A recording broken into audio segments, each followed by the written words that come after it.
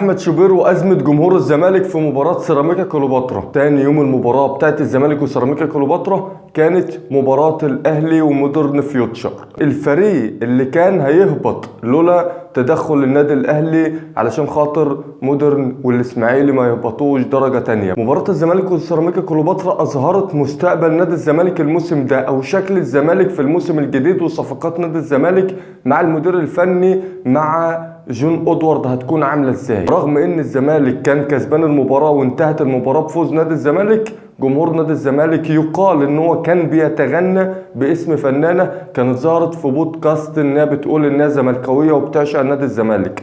جمهور نادي الزمالك غنى لها في الاستاد او ندى باسمها في الاستاد اثناء المباراه، وعلشان خاطر فريق النادي الاهلي اللي صرف مليارات على صفقات كانوا بيقولوا هتشوفوها عامله ازاي في الدوري المصري بعد خروجهم من كاس العالم للانديه. النادي الاهلي والصفقات والمدير الفني كانوا بيزعقوا لبعض في الملعب، اللعيبه كانت بتزعل لبعض في الملعب، المدير الفني مش لاقي حدود، برغم ان هم كانوا بيلعبوا مودرن سبورت اللي كان هيهبط او كان زمانه دلوقتي بيلعب في الدرجه الثانيه في الدوري المصري. طب لعيبه النادي الاهلي كانوا بيزعقوا لبعض في الملعب ليه؟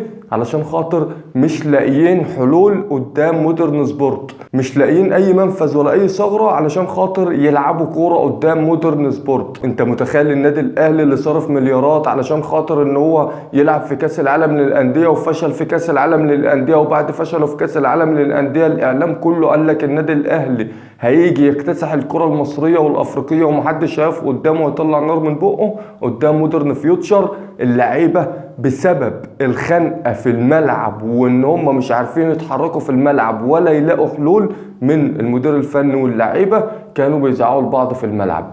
النادي الاهلي طلع بنتيجة 2-2 تعادل قدام مودرن فيوتشر. احمد شوبير علشان خاطر النادي الاهلي بيستخدمه في اثارة الفتن وتنويم الجمهور، يطلع على قناة النادي الاهلي يقول لك جمهور الزمالك بيخوض في الاعراض ولازم يتحاسب. طب بالنسبة لاحمد شوبير ده لما كان بيقول لرمضان صبحي حط قطنة في ودنك، كان يقصد بقى ايه؟ وكان ايه السبب اللي يخلي احمد شوبير كاعلامي محترم متحيز بيدافع عن الحق ان هو يقول للاعب كرة قدم حط قطنة في ودنك؟ هل ده كان سببه ايه؟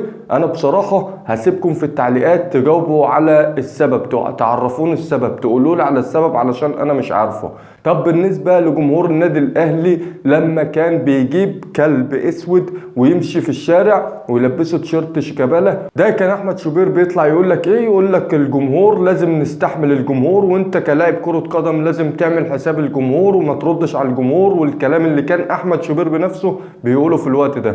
انا مش بايد اي سب ولا اي شتيمه ايا كانت من جمهور الاهلي لعيبه الزمالك او من جمهور الزمالك لعيبه الاهلي. جمهور الزمالك الهتافات كانت بتقول هدى يا هدى بنحبك يا هدى، وده اسم الفنانه اللي طلعت في البودكاست وقالت انا زملكاويه وبتابع مباريات نادي الزمالك. احمد شوبير علشان خاطر الاهلي ظهر بالشكل السيء قدام مودرن فيوتشر طلع يعمل أزمة على نادي الزمالك وجمهور نادي الزمالك، بس للأسف الشديد محدش من نادي الزمالك عمل له أي اعتبار.